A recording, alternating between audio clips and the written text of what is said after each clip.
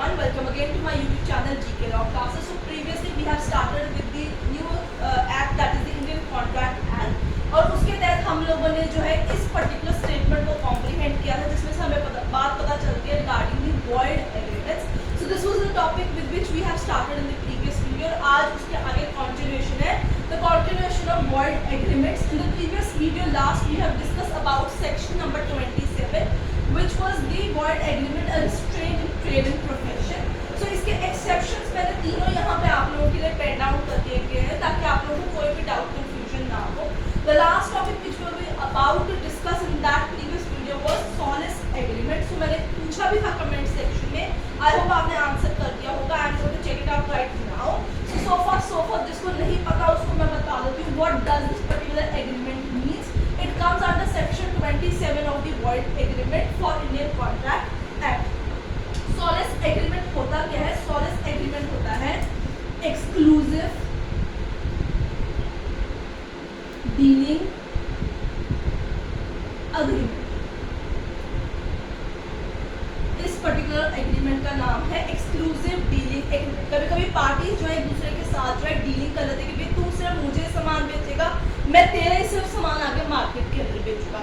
So this is a exclusive dealing agreement और उसका दूसरा नाम है सॉलेस एग्रीमेंट. बहुत बड़ी जो है जब आप यूजीसी का एग्जाम देते हैं या कोई भी एमसीक्यू वाला जब लीगल एग्जाम देते हो उसमें आपसे पूछ सकते हैं what does solace agreement mean. तो आपको ये पता होना चाहिए या under which section of Indian contract act ये पर्टिकुलर टर्म आती है. तो ये जानना आप लोगों के लिए बहुत ज़्यादा ज़रूरी है, इसलिए स्पेसिफिकली मैंने आप लोगों के सामने डिस्कस किया है. सोफा जो अभी ये वाली वीडियो चेकआउट करें उन लोगों को बता दूं कि केस लॉस मैंने इंडियन कॉन्ट्रैक्ट एक्ट के डिफरेंटली अलग से शॉर्ट में नहीं देने हैं, सारे वीडियोस के अंदर ही मैं आप लोगों को बताऊंगी. तो आप लोग साइमल्टेनियसली से प्रिंट आउट करते रहिए. आगे चलेंगे और अब बात करेंगे section number 28. Section number 28 talks about restraint in legal proceedings. So if any agreement is meant or it is made to restrain a person for proceeding for what? A legal proceeding or for initiating any kind of legal proceeding in any court of law, that particular agreement which is restraining the XYZ party from initiating any kind of legal proceedings in the court of law would be considered as a void agreement. So इसके अंदर दो चीजें आपको याद रखनी होंगी. दो तरीके के रिस्ट्रेंट कवर होते हैं. सबसे पहले राइट टू सू, यानी उसका हक ही छीन लिया जाए कि वो केस जो है वो दायर कर सके, केस जो है वो फाइल कर सके. तो कोई भी एग्रीमेंट इस तरीके का क्रिएट करता है जिससे किसी का राइट टू सू जो है वो रिस्ट्रेंट हो जाएगा. In that circumstances that particular agreement would be considered as void agreement. Number two है crossing of limitation period for filing a suit. Number two circumstances में अगर कोई भी तरीके का एग्रीमेंट क्रिएट किया जाता है जिससे जान के किसी का जो राइट है, किसी सपोज करिए हम कंज्यूमर एक्ट की बात करते हैं, उसमें कब क्या टाइम फ्रेम था for the filing of a consumer complaint was 2 years from the date of cause of action. तो अगर किसी को जान के इस तरीके से रोक दिया जाए कि 2 साल जो है वो क्रॉस कर जाए, ठीक है, 2 साल बाद जाके वो केस फाइल करे ताकि उसे टाइम पार्ट सूट बता के कोर्ट जो है डिसमिस कर दे और वो केस फाइल ही ना कर पाए. तो किसी का अगर लिमिटेशन पीरियड जो आप छीन लो 2 या 3 साल तक उसको किसी तरीके से रोक के रख लो कि वो सूट फाइल ही ना कर पाए, in that circumstances also that particular restraint in right to suit regarding crossing of limitation period would also amount to a void agreement. तो ये दो चीजें जो है रिस्ट्रेंट इन लीगल प्रोसीडिंग में आते हैं. Number 1 right to sue, number 2 इधर इसका राइट टू सू से छीन लिया जाए या लिमिटेशन पीरियड जो है वो फाइलिंग का सूट एक क्रॉस करा दी जाए. सो दोनों सर्कमस्टांसेस में अगर रिस्ट्रेंट आएगा तो वो वॉइड एग्रीमेंट ही कंसिडर होगा. आगे चलेंगे सेक्शन नंबर 29. ठीक है,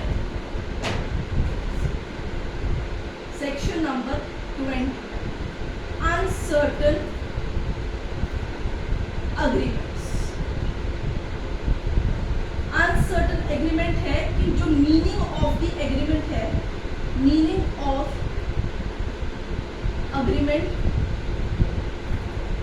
or words used in that agreement word used in agreement are not certain or clear or are ambiguous.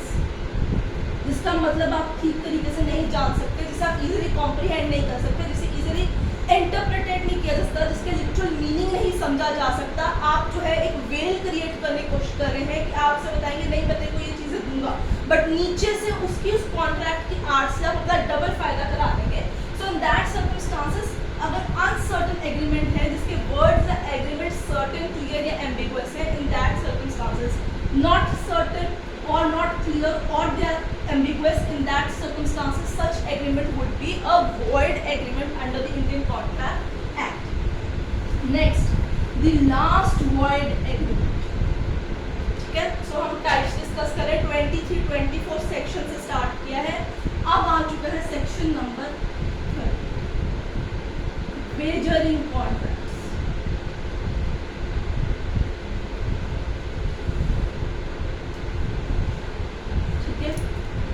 Betting सट्टा। सो बेटिंग जो है इसका एक प्रोमिनेंट एग्जाम्पल है जिसमें दोनों पार्टीज का सिर्फ एक ही मोटिव होता है, to win the particular game और to win that particular match.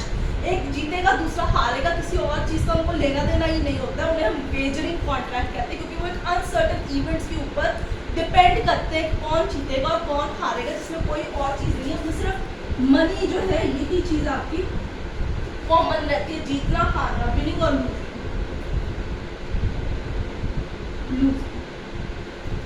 Such kind of agreements are also a void agreements. ये भी सरकार के द्वारा परमिसिबल नहीं है। जब तक कि कोई भी बेटिंग साइट सरकार के द्वारा परमिसिबल नहीं होगी, तो अगर आप कोई भी कॉन्ट्रैक्ट्स बनाते हैं जिसमें बेटिंग या विनिंग और losing in regard to money होगा, वो सारे ही वेजरिंग कॉन्ट्रैक्ट्स कॉन्स्टिट्यूट होंगे और वो सारे ही void एग्रीमेंट होंगे।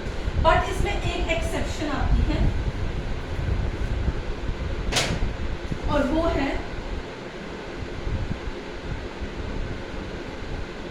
Prize money won during horse races. England के अंदर बहुत बड़ी इक्विस्टेरियन रेसेस बहुत ही पॉपुलर है, हॉर्स रेसिंग बहुत ज़्यादा पॉपुलर है, खासकर बड़े बड़े लोगों के अंदर जो बहुत इन्फ्लुएंशियल लोग हैं। तो उनका एक सीजनल टाइम आता है जिसमें जो है horse racing is kind of very legal thing, जहाँ पर पार्टीज करते हैं, मजे करते हैं, they bet on the horse races. तो उस दौरान अगर कोई अपनी इक्विस्टेरियन टैलेंट को शो करता है और उस मैच को जीत जाता है, तो उस मैच में जो पैसे उसको मिलते हैं, दैट्स एन एक्सेप्शन।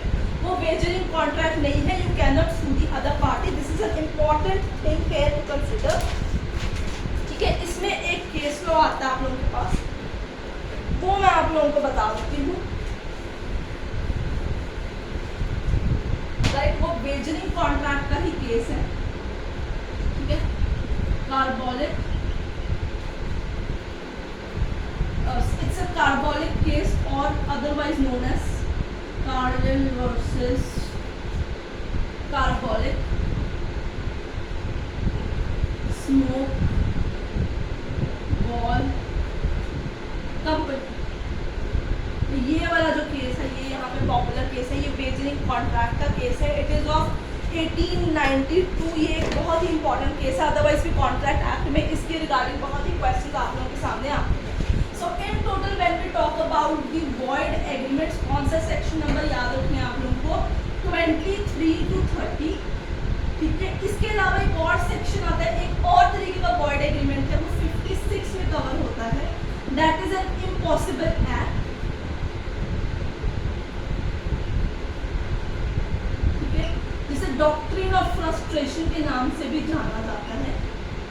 कुछ ऐसे हालात हो जाते हैं कॉन्ट्रैक्ट के दौरान, तो कोई भी चीज़ आपकी वॉइड नहीं होती, बट कुछ ऐसे सर्कमस्टांसेस हो जाते हैं कि आपको जो पर्टिकुलर एक्ट जिसके लिए आपने प्रॉमिस किया वो आप परफॉर्म ही नहीं कर पाते और आप उस कॉन्ट्रैक्ट को स्पेसिफिकली परफॉर्म ही नहीं कर पाते। इन दैट सर्कमस्टांसेस वो फिर कॉन्ट्रैक्ट वॉइड में कन्वर्ट हो जाता है।